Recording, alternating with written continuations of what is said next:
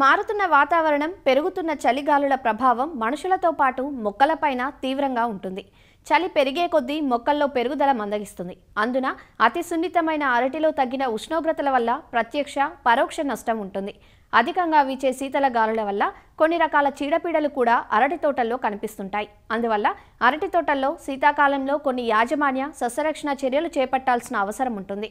ఆ వివరాలు ఈరోజు అన్నదాతలో చూద్దాం. అరటి ఉష్ణమండలపు పంట. అందుకే అరటి సాగులో ఉష్ణోగ్రతలు ప్రముఖ పాత్ర పోషిస్తాయి. 10 డిగ్రీల సెల్సియస్ కంటే ఉష్ణోగ్రత తక్కువగా ఉంటే అరటి మొక్కల ఎదుగుదల తగ్గుతుంది. అదే 15 డిగ్రీల సెల్సియస్ కంటే తక్కువగా ఉంటే గెల సరిగా తయారవదు. ఫలితంగా దిగుబడులు తగ్గుతాయి. కొన్ని యాజమాన్య పద్ధతులు పాటిస్తే శీతాకాలంలో కూడా మంచి అరటి గెలలు పొందే వీలుంటుంది. చలికాలంలో అరటి చెట్లలో ఆకులు సరిగా వేయవు. ఆకుల సంఖ్య, ఆకు పరిమాణం రెండూ తగ్గుతాయి. వేసవికాలంలో వారానికి 5 నుంచి 6 ఆకులు వేస్తే చలికాలంలో మాత్రం వారానికి 2 నుంచి 3 ఆకులు మాత్రమే వస్తాయి. దీనివల్ల మొక్క ఎదుగుదల చాలా తగ్గుతుంది.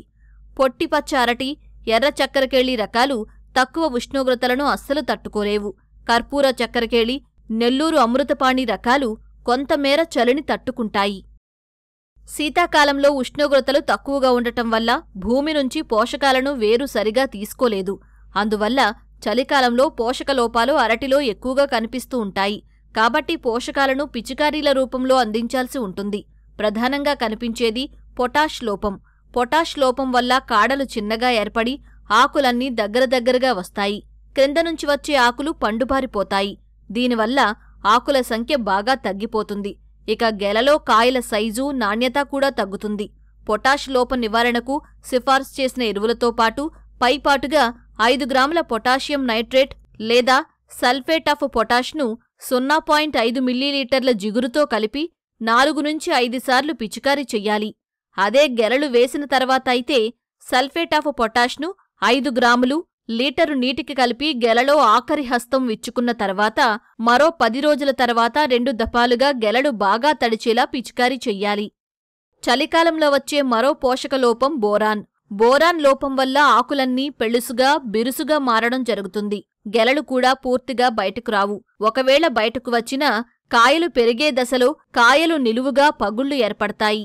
బోరాన్ లోప నివారణకు లీటరు నీటికి 2 గ్రాముల బోరాక్స్ను జిగురు మందుతో కలిపి గెలలు పూర్తిగా తడిచేలా పిచికారీ చెయ్యాలి. చలికాలంలో కనిపించే మరో లోపం జింక్. అరటి ఆకుల ఈనెల వెంట తెల్లటి చారలు ఏర్పడి తర్వాత ఆకంతా వ్యాపించి ఊదా రంగులోకి మారతాయి. కాయల పరిమాణం, నాణ్యత కూడా తగ్గుతుంది. జింక్ లోప నివారణకు లీటరు నీటికి 3 గ్రాములు జింక్ సల్ఫేట్ను జిగురు మందుతో కలిపి పిచికారీ చెయ్యాలి. అలాగే చలికాలంలో ఒక్కోసారి గెలలు సరిగా తయారవకుండానే పండిపోతుంటాయి. దీని నివారణకు పొటాషియం ఆర్థ్రోఫాస్ఫేట్ 5 గ్రాములు లీటరు నీటికి కలిపి వారం రోజుల వ్యవధిలో 2 సార్లు గెలలు బాగా తడిచేలా పిచికారీ చేసుకుంటే ఈ సమస్య నుంచి అధిగమించవచ్చు.